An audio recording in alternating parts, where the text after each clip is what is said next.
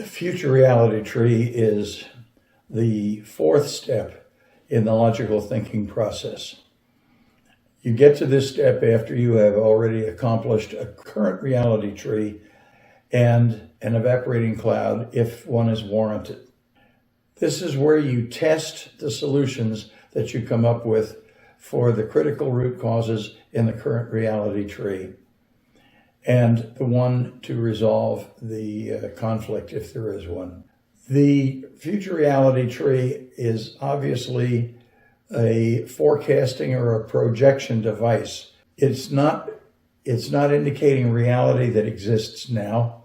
What we're looking for is what will the future look like if we implement these injections or these solutions to the critical root causes. But it looks a lot like the current reality tree in that it is a cause and effect tree that starts with our implementation of the solutions, and it ends up with, we hope, desired effects at the top that are the diametric opposite of the undesirable effects we identified in our current reality tree. What this allows us to do is determine whether we can logically achieve the ultimate goal that we are trying to achieve with the changes we plan to make to the system.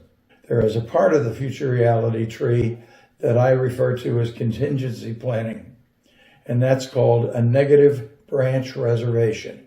When you make a change to a system, you are aiming for the desired outcome to fix the problem of the system.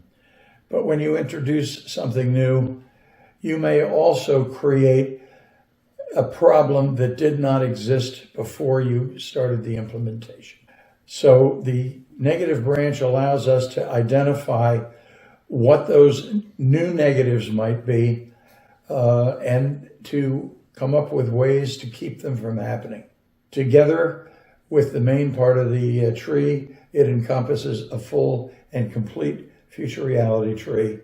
And when you're done and it is all logically verified and ready to implement, what you actually have is a plan laid out for accomplishing the change in the system.